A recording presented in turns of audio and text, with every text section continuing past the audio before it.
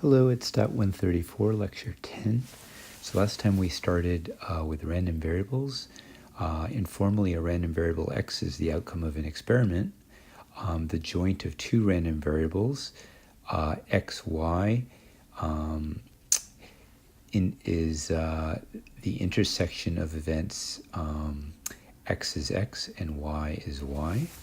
The probability x and y satisfy some condition is the sum of the probability of x and y over all pairs x and y that satisfy that condition. So for example, the probability that x plus y is some number s, that would be the sum of all of the probability of all x, y, such that x plus y is s, or since y is s minus x, you could also think of it as you're summing over all x, and it's just the sum of all probability x, s minus x. And independence means that the joint factors as a product of the marginal probabilities for all x, y's, and z's. Today, we'll look at student responses from the concept test from last time. We'll show that the sum of independent Poissons is Poisson, and the expectation of a random variable is a very important topic we'll finish with. So last time we had this problem. The joint distribution x and y is drawn below. X and y are independent. These conditionals are the same. More than one of the above, none of the above. So the answer is C. X and y are independent since each joint probability is the product of the two respective marginal probabilities. Since x and y are independent, the probability of x should not depend on y, making B true. Thus, C is the correct answer. Another student writes, since this is independent, whatever y is does not affect the chance of x. So we have a nice reference to God, and then also a student says that the two rows y equals 0 and y equals 1 give different probabilities for each value of x. So I think the student here is looking at these two rows, 1/8, 1/6, 1/24, and 1/4, 1/3, 1 over 12. And she is forgetting to divide by the marginals. So you need to divide 1/8 by 1/3 and 1/6 by 1/3 and 1 over 24 by 1/3. And that'll be the same as 1 over 1/4 divided by 2/3, 1/3 divided by 2/3, 1/12 divided by 2/3. So we're not saying that the joints are the same. We're saying that the conditionals are the same. Next, the sum of independent Poisson is Poisson. This is an important result. So just informally, if you have two binomials that are independent and approximately Poisson, let's say Poisson 1 and Poisson 2, then their sum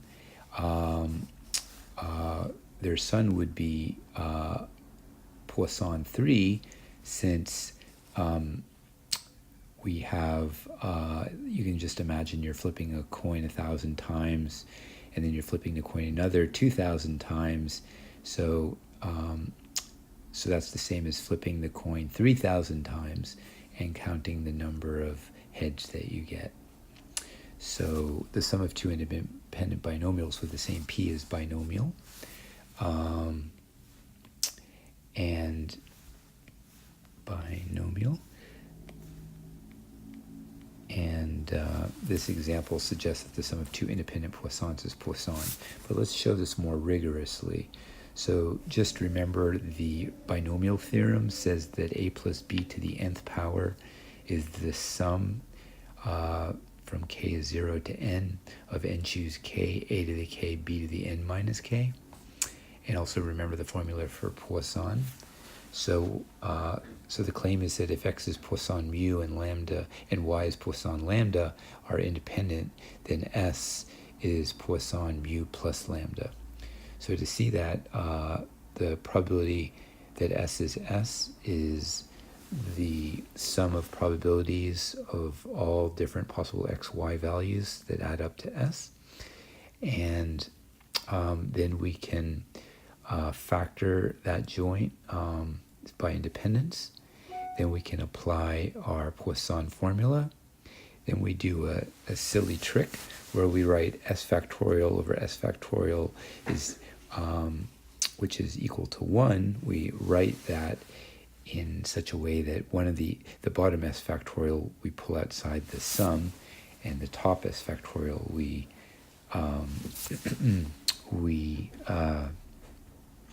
write in such a way that we get s choose k. And then with some further manipulation, you see that that the sum is just the binomial theorem, and that we get exactly the Poisson formula. So S is Poisson mu plus lambda. It's a very beautiful proof, actually. Finally, we're going to do expectations. So the definition of expectation is it's the sum over all x, and for every x in x, you multiply it by the probability that x is x. So this has the interpretation of being the center of your data, or the average, and so it's basically the fulcrum or the balancing point of your histogram. There are properties of expectations that are very useful. I won't prove them, so take a look at Pitman. What I want to spend my time on with is the concept of indicators. So an indicator is a random variable that has only two values, 1 and 0. So the expectation of an indicator is just the probability that that indicator is 1. In other words, p. A random variable that counts can often be written as a sum of indicators. So that's how we're going to use indicators. We're going to write our random variables that are actually counts of things as a sum of random variables, as a sum of indicators, and then we will be able to easily find the expectation of the random variable x. So, for example, if x is binomial np, then we can write x as a sum of n indicators, and so we see here that the jth indicator is 1 if the jth trial is a success and 0 otherwise. And so actually now we just apply expectation to both sides, and by the properties above, the expectation of x is the sum of the expectations of these indicators, and each indicator has probability p, so we get n times p. So actually this proves that the expectation of binomial is np. For hypergeometric, we worked this out. So let x be the number of aces in a poker hand from a deck of cards. So the range of values is 0 to 4. I suggest you write x as a sum of 5 indicators, where the second indicator is 1 if the second card is an ace. I'll mention this later. So the expectation of the second indicator is the probability that the second card is an ace, which is 4 over 52. And the expectation of x then is just 5 times 4 over 52. Now I'll mention one smart student in class mentioned that what if we say that the indicator I2 is 1 if you get exactly 2 aces. So in this case, x would be I1 plus 2 times I2 plus 3 times I3 plus 4 times I4, where in this case only one of these, at most one of these indicators would ever be 1. So you can write it this way, and then you would find that the expectation of all of these indicators are given by a hypergeometric formula. And if you work out then what the expectation is, and you add all this stuff up, you'll get exactly the same answer. It's just a heck of a lot more complicated way to get there. So here's another example. Suppose a fair die is rolled 10 times. Let x be the number of different faces that appear in 10 rolls.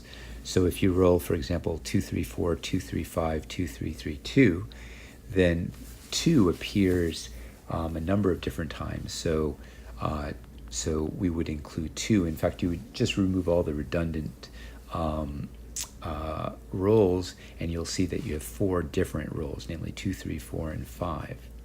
So what's the range of values of x? Well, it's 1, 2, 3, 4, 5, 6. Write x as a sum of indicators, so I write it as a sum of 6 indicators, where the second indicator is 1 if the face 2 appears at least once. So if face 2 appears at least once, then I would say that then I would count that 2 did appear as a different face from the other faces. And so the expectation of I2 is the probability that 2 appears at least once. That's 1 minus the probability that 2 never appears, which is 1 minus 5 6 to the 10th power. And so the expectation of x would be 6 times 1 minus 5 6 to the 10th. Finally, we did an iClicker question, a concept test question. A forgetful valet is attempting to return n cars to their n rightful owners. For each driver, the valet remembers the car correctly 5% of the time. Otherwise, the valet retrieves a car at random, possibly the correct car. What's the probability that the second driver retrieves his own car? So the answer was B. Essentially, we have the probability that the second driver gets the correct car. We can write that as a probability that he gets the correct car and the valet remembers, plus probability that he gets the correct car and the valet doesn't remember or forgets. Both of these, then you would apply the multiplication rule, and of course the probability that he remembers that he gets the correct car if he remembers is 1. Probability that he remembers is 0.05.